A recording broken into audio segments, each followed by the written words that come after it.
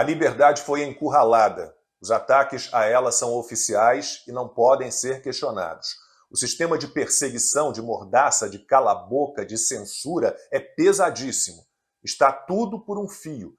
A liberdade é esculachada antes de sua eliminação total. Se ainda pulsa, eventualmente, a reação é imediata. Pulam em seu cangote e a espancam até o último suspiro. Há forças organizadas para isso, mal disfarçadas, fingindo tomar para si a salvação e proteção daquilo que destroem, sem dó nem piedade. O dinheiro dos pagadores de impostos é usado sem pudor para pressionar as empresas de comunicação. Jornalistas reais, que querem buscar a verdade, que não aceitam ser uma assessoria de imprensa do governo, têm de ser demitidos.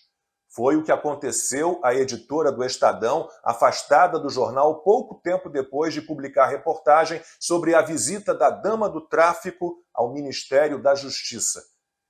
Quem acredita nas acusações de assédio contra colegas feitas a ela? Foi o que aconteceu também a 3 conhecidos meus do Rio Grande do Sul. Há pouco tempo, quando fui a Porto Alegre para uma palestra, conversei com o diretor de um importante jornal do Estado que se rendeu à pressão do PT para que sejam eliminados da imprensa os críticos do governo. Eu não sabia quem ele era e comentei por acaso a absurda e recente demissão de um grande jornalista gaúcho. Imediatamente, ele se identificou como executivo do jornal em que esse meu conhecido trabalhava. Confirmou que houve pressão da Secretaria de Comunicação do Lula e disse que foi o único da diretoria a se opor à dispensa. O interesse na verba de publicidade do governo parece sempre mais importante do que o compromisso com a independência, com a liberdade, com o verdadeiro jornalismo.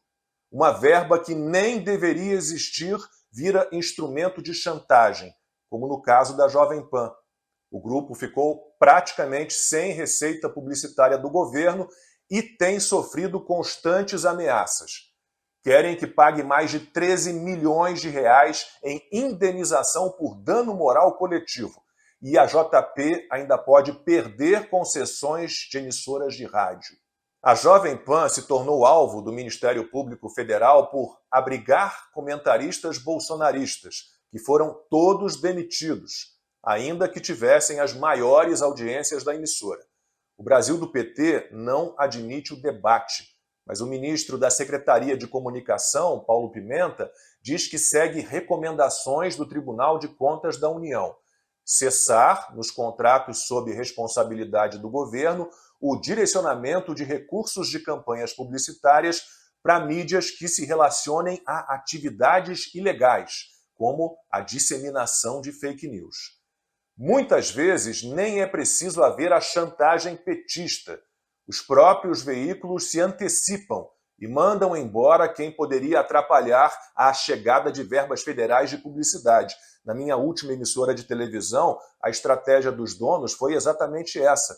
Eles fizeram esse movimento, cortaram cabeças, promoveram quem certamente agradaria ao governo e ainda botaram no comando do jornalismo um ex-assessor do Lula. Estão aguardando a recompensa.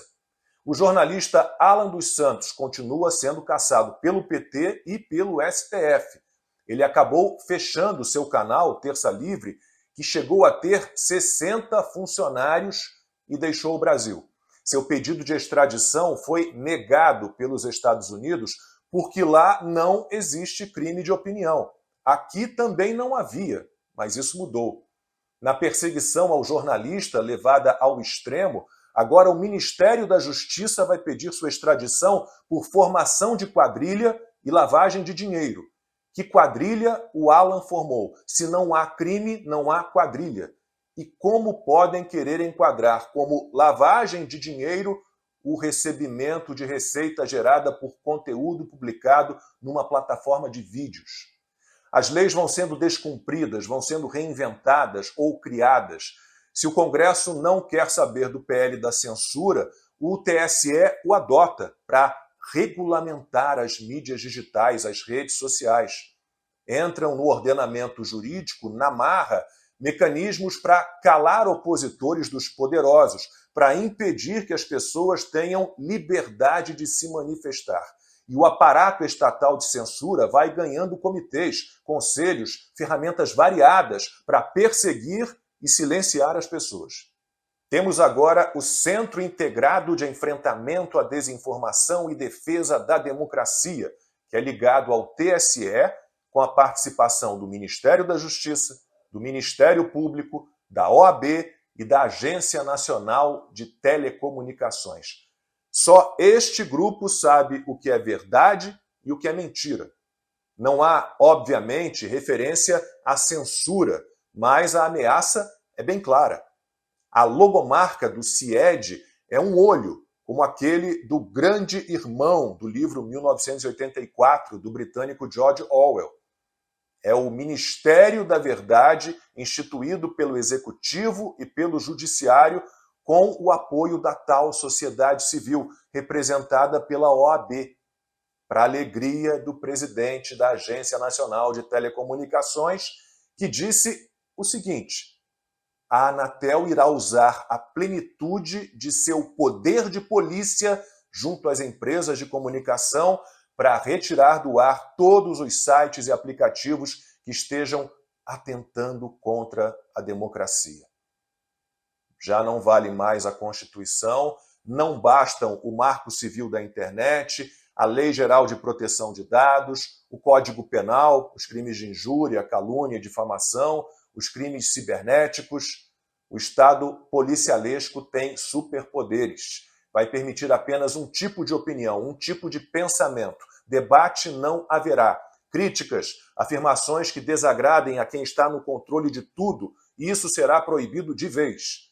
No império da censura, aqueles que mandam usam conceitos vagos, ambíguos, interpretativos. São eles que decidem o que é desinformação, o que significa fake news, discurso de ódio, desordem informacional, essa sua definição muito particular de democracia.